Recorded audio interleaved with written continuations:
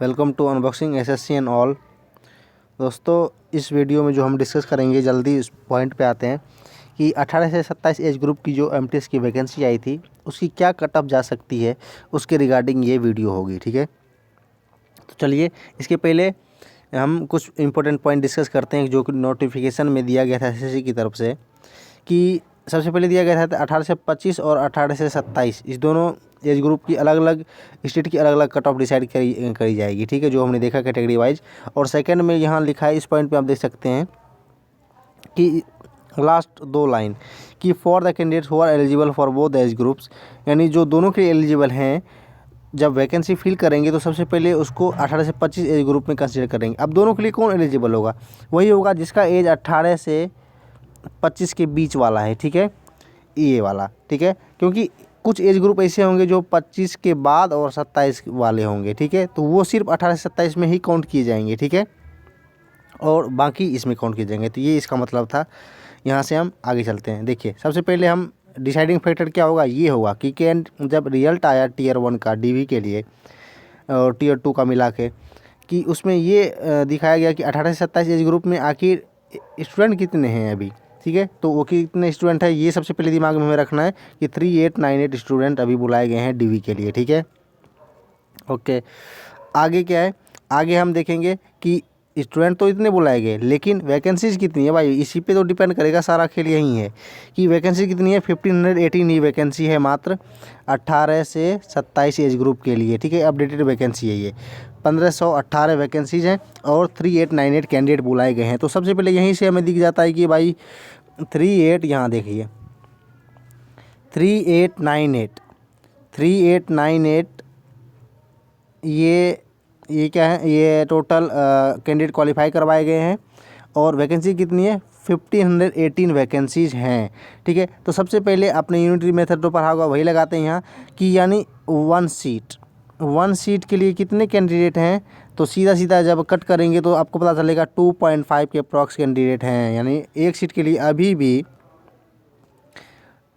2.5 candidate बचा हुआ, मतलब अभी भी कंपटीशन बाकी है। क्योंकि यही कंपटीशन जो है डीवी के कट ऑफ से फाइनल कट ऑफ को बढ़ाने में यही होगा, इसी का रोल होगा। ठीक है, और ये क्यों हुआ, ये इसी के लिए हुआ। इसका खेल वही है कि 1:2 और 1:3 में जो बुलाएगा, इसी के कारण ये सीन है। ठीक है, आगे चलते हैं। देखिए, अब देखिए ये स्लाइड जो है ये थोड़ा समझने वाला है। ये आप वीडियो को देखिए और ध्यान से सोचने की कोशिश कीजिए कि हाँ, ये मैंने क्यों लिया है। आप भी सोचेंगे तो आपको लगेगा सही। देखिए, मैंने यहाँ सिर्फ एनआर रीजन को लिया है। क्यों? देखिए, दो तरीका होता है कट ऑफ के एनालिसिस का। एक तो होता है कि जो मैं टॉप स्कोरर्स हैं, टॉप स्टेट जो हैं, उसको मैं 2.5 से मल्टीप्लाई करूँ और उसको माइनस करते जाऊँगा और बाद में जो बचेगा उससे हम कट ऑफ का प्रेडिक्शन करेंगे। लेकिन एक है जो एवरेज स्टेट, एवरेज मतलब जहाँ ज़्यादा कट ऑफ भी है और कम कट ऑफ भी है, दोनों को मिला के और वैकेंसी के अनुसार मैं एनालिसिस करूँ। तो वही मैं करने जा रहा हूँ इसमें। देखिए ध्यान से, सिर्फ एनआर है। एनआर के अंदर 3 स्टेट हैं, एक यूटी है,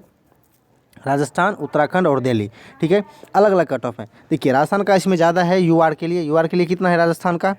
90 है। देखिए 90 राजस्थान का, यूआर का है 90, बाकी ओबीसी का 88। ठीक है, और ईडब्ल्यूएस का कितना है? 87। ठीक है, ये ज़्यादा में से है। और उत्तराखंड का कितना है? 85। और दिल्ली का कितना है? दिल्ली का है 84। ये रहा दिल्ली का 84, दिल्ली का 84 है। ठीक है, ये देख सकते हैं। और ओबीसी का देख सकते हैं 82 है, ये ऐसे करके। ठीक है, तो यहाँ से हमें क्या पता चला कि यहाँ से ये पता चलेगा। देखिए, इसके पहले जो स्लाइड था उसमें ध्यान से देखिए कि सबसे ज़्यादा वैकेंसी किस रीजन में? तो एनआर रीजन में ही है। 827 वैकेंसीज हैं। और ये वो जोन है जहाँ ज़्यादा कट ऑफ भी गया है और कम एवरेज कट ऑफ भी गया है। कम तो नहीं गया, एवरेज कट ऑफ भी गया है। तो यहीं से कट ऑफ डिसाइड होगा। देखिए, यहाँ हम करते हैं कि जब हमने देखा कंपटीशन अभी कितना बाकी है, उसी से कट ऑफ डिसाइड होगा। तो हमने देखा कि 1 सीट इक्वल टू 2.5 कैंडिडेट हैं। तो वही हम काम करेंगे। इसमें कितने हैं? 827 सीट्स हैं दिल्ली में। ठीक है, तो मल्टीप्लाई अगर 2.5 हम करेंगे तो कितने हो जाएंगे स्टूडेंट? 2000 अप्रॉक्स 2000 स्टूडेंट्स हो जाएंगे। 2000, लेकिन 2000 तो लेना नहीं है। वैकेंसी कितनी है? 15018। देखिए, अगर सिर्फ एनआर रीजन वाले को ही जॉब दिया जाए इसमें, जहाँ ज़्यादा नंबर वाले भी हैं और एवरेज नंबर वाले भी हैं, तो भी क्या होता है कि इसका जो कट ऑफ है बढ़ेगा। क्यों बढ़ेगा? क्योंकि हमने देखा अभी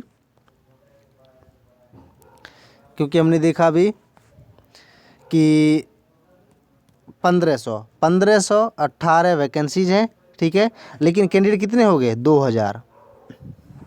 2000 कैंडिडेट हो गए, ठीक है। तो यहाँ से भी क्या होगा, यहाँ से भी कट ऑफ बढ़ेगा। अब क्या बढ़ने का चांस है वो देखते हैं। देखिए दिल्ली का यूआर का कट ऑफ कितना है अभी? 84। दिल्ली का यूआर का कट ऑफ है 84.94, ठीक है। ओबीसी का है 82 और ईडब्ल्यूएस का भी सिमिलर टू ओबीसी है 82, ठीक है। लेकिन यहाँ से ये तो कट ऑफ नहीं हो सकता, क्योंकि जब अगर एनआर वाले को ही अगर सिर्फ हम जॉब दे रहे हैं तो फिर भी डिफरेंस आ रहा है सीट्स में और कैंडिडेट्स में, ठीक है। यानी इससे क्या होगा, कट ऑफ बढ़ेगा तो कितना बढ़ेगा, ये डिसाइडिंग फैक्टर है। देखिए कट ऑफ अगर 2.5 के रेशियो में बढ़ रहा है तो सीधा सीधा मैं क्या कर दूँ, 2.5 नंबर बढ़ा दूँ, लेकिन वो नहीं बढ़ेगा। क्यों? क्योंकि इस बार एक बड़ा फैक्टर आया है, नॉर्मलाइजेशन एक बड़ा फैक्टर है। क्यों है? क्योंकि पहले क्या होता था, इसके पहले हम सबको पता है कि 0.25 का इसमें नेगेटिव होता है। तो पहले दो स्टूडेंट के या तो सेम मार्क्स होते थे या तो 0.25 का गैप रहता था, 0.25। लेकिन इस बार क्या हुआ, इस बार होगा, आप खुद अपने फ्रेंड सर्कल में देख सकते हैं कि इस बार किसी का अगर 0.25 मार्क्स है तो किसी का 0.31 मार्क्स है, किसी का 0.35 मार्क्स है। देख सकते हैं आप, मतलब गैप कम हो गया स्टूडेंट्स के बीच में, ठीक है। ये भी क्या होगा कि कम नंबर में ज़्यादा स्टूडेंट्स बाहर होने का, जैसे एक नंबर में ही ज़्यादा हो सकता है 3 स्टूडेंट बाहर हो जाए, यूँ करके ये सीन है। ये थोड़ा सा कट ऑफ को कम करने का भी एक रोल प्ले करेगा, ठीक है। तो हम सीधा देखते हैं कि कट ऑफ क्या जा सकता है। और एक चीज़ और गौर करिए, यहाँ कट ऑफ बनेगा कैसे। देखिए यहाँ हम लिखते हैं 84.94, ठीक है। दिल्ली का हमने कट ऑफ लिखा यूआर का, ठीक है।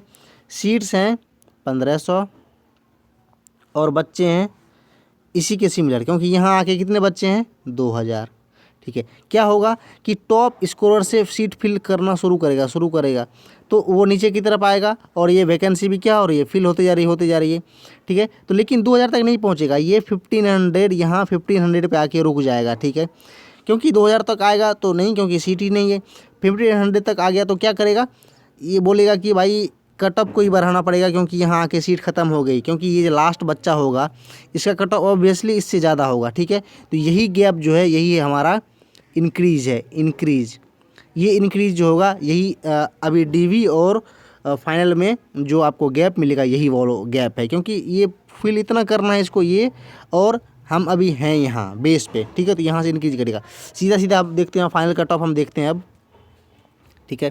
फाइनल, ये फाइनल कट ऑफ 18 to 27, ठीक है। कितना हो सकता है?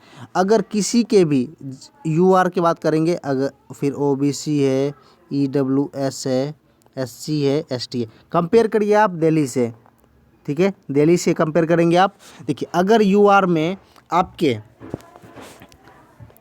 85.5 से 86.5, अगर इसके बीच में आपके मार्क्स बन रहे हैं, ठीक है, और आप 18 to 27 से सेलेक्ट हुए हैं, ठीक है, तो आपका सिलेक्शन का चांस बहुत ज़्यादा है, ठीक है। मतलब आप फाइनल सेलेक्ट हो सकते हैं, ठीक है। अगर हाँ एक शर्त है, आपने ऑल स्टेट प्रेफरेंस दे रखा हो तो, ठीक है। क्योंकि हम सबको पता है कि 18 से 25 का एज ग्रुप का जो कट ऑफ है वो 18 से 27 एज ग्रुप के मुकाबले कम अभी भी गई है और फाइनल में भी जाएगी, क्योंकि 18 से 27 एज ग्रुप में कंपटीशन टफ है। क्यों? क्योंकि हमने पीछे देखा कि भाई सबसे पहले 18 से 25 में कंपेयर करेंगे और उसके बाद उसमें नहीं हुआ, 18 से 27 वाले में भी जा सकते हैं। क्यों जाएगा? क्योंकि मान लीजिए किसी स्टेट का कट ऑफ 86 है, ठीक है, और किसी और 18 से 25 का मान लेते हैं हम, किसी स्टेट का कट ऑफ 18 से 25 एज ग्रुप में 86 है, ठीक है, और उसी स्टेट का कट ऑफ 85 है 18 से 27 एज ग्रुप में, ठीक है, और किसी स्टूडेंट के नंबर है 85, तो उसका 18 से 25 में तो नहीं होगा, लेकिन 18 से 27 में हो जाएगा, क्योंकि पहले कंसीडर करेगा उसको 18 से 25 में, उसमें देखना है कि नहीं हुआ तो 18 से 27 में आएगा। इसलिए 18 से 27 में दोहरा अटैक है, इसलिए थोड़ा सा इसमें कट ऑफ ज़्यादा जाएगा। लेकिन कितना जाएगा? उतना भी ज़्यादा नहीं जाएगा, क्योंकि मैंने बताया नॉर्मलाइजेशन का फैक्टर है, तो दो स्टूडेंट के बीच का गैप कम हो गया है, ठीक है। इसलिए अगर आपके जनरल कैटेगरी से बिलोंग करते हैं आप, अनरिजर्व से, तो 85 to 8.5 टू 86.5 इतना अगर आपके मार्क्स दोनों के बीच लाई कर रहे हैं तो आप अपने आप को सेफ मान सकते हैं। आराम से DB दीजिए जाइए, ठीक है। बाकी लोग भी जा सकते हैं क्योंकि कुछ भी हो सकता है, ये एक्सपेक्टेशन है, बाकी फाइनल तो पता चलेगा ही चलेगा, ठीक है। फिर OBC का भी आप कर सकते हैं कंपेयर, यानी आपके अभी जितने मार्क्स हैं मतलब दिल्ली के, उससे अगर आपके 1 मार्क्स अगर भी ज़्यादा हैं, 1 to 1.5 मार्क्स अगर ज़्यादा हैं तो आप समझ सकते हैं कि अगर आप 18 to 27 एज ग्रुप से बिलोंग कर रहे हैं, सेलेक्ट हुए हैं, ठीक है, तो आप मान सकते हैं आप सेफ जोन में हैं, ठीक है। तो इस वीडियो में यही बताना था कि क्या एज ग्रुप जा सकती है, क्या कट ऑफ जा सकती है इसकी। आई होप आपको समझ में आया होगा, आप सोचिए इसके बारे में, ठीक है। हो सकता है आप इससे डिफ़र भी करेंगे कि भाई नहीं ये ऐसा नहीं हो सकता, तो जो भी हो आप सजेशन दे सकते हैं कि भाई ऐसा हो सकता है, हाँ एग्री डिसएग्री जो भी है, ठीक है। बाकी 18 से 25 एज ग्रुप के लिए भी मैंने एक्सपेक्टेड कट ऑफ बताया है क्या हो सकती है, तो वो आप भी वीडियो आप देख सकते हैं, ठीक है। इसके अलावा कोई भी SSC की एग्ज़ाम की प्रिपरेशन आप अगर कर रहे हैं, ठीक है, तो उसके रिगार्डिंग कोई भी डाउट ना हो, इसलिए सारे एग्ज़ाम का पैटर्न, सिलेबस, कितना टाइम लगता है, क्या क्या उसमें प्रोसेस होती है, सबका वीडियो है, वो भी लिंक मिलेगा डिस्क्रिप्शन में आपको, वो भी आप देख सकते हैं, ठीक है। DV और फाइनल ज्वाइनिंग की क्या प्रोसेस है, कितना समय लगेगा, कब तक हो सकता है, उसकी भी वीडियो वो भी आप देख सकते हैं, ठीक है। बाकी किसी भी टाइप की आपकी क्वेरी हो, क्वेश्चन से रिलेटेड हो, चाहे किसी भी टाइप की क्वेरी हो, वो आप कमेंट में भी कर सकते हैं, और नीचे फेसबुक ग्रुप का लिंक मिलेगा, आप वहाँ से भी ज्वाइन कर सकते हैं उसको, ओके। बाकी दोस्तों इस वीडियो में अगर कुछ गलतियाँ हो तो ह्यूमन एरर समझ के इग्नोर करें उसको, ठीक है। कोई सजेशन हो तो ज़रूर दें, ओके।